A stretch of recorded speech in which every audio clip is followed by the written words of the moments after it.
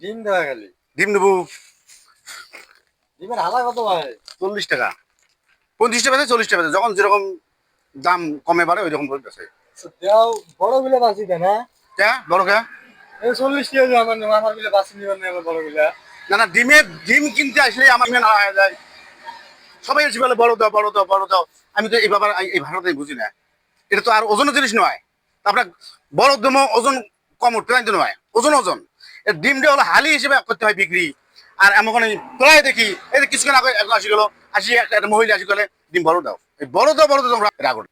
বাজারের মধ্যে যেমন নারী জায়গার পুরুষ যাক, দর্শক শ্রোতা দেখেন বাস্তব জীবনে ঘটনা। নারী জাগার পুরুষ যাক, মুরব্বী যাক আর যুবকে যাক, সব খরচ শিখে করে।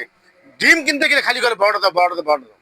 আপনাকে আমি বিবেক দেই, আপনার একই ডিমের হালি 40 টাকা বিক্রি করা হয়।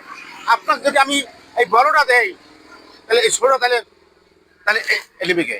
ছোট নেবে কে? ডিমের হালি বিক্রি করতে হয় সার অনুযায়ী। আমি কিনে আনছি ডিমের সার হিসেবে, বিক্রি করবো সার হিসেবে। এই জন্য কোম্পানি নাপের নাপ একটা করে ট্রেনের মধ্যে একটা করে খাম বসাইছে ডিম তাই সার হিসেবে। সব জায়গায় সারা বাংলাদেশে আনাচে কোন আছে। ডিম হাঁটি গেলে আমার ইমানটা একটু দুর্বল আসি যায়, আসলে আদর্শ থেকে আমি বঞ্চিত থাকি। ডিম আমাকে যখন নেবো খালি বড় দাও, বড় দাও। দর্শকতা যদি বাস্তব হয়, আপনারা ফেসবুকে শেয়ার করবেন, কমেন্ট করবেন, আর ইউটিউব চ্যানেলে আপনি সহযোগিতা করবেন। আপনার উপর আমার আকুল আবেদন, ডিম কিনতে গেলে নিজের বিবেককে বিবেক হারা করিবেন না। দোকানদার কাউকে ছোট কাউকে বড় দেয় না।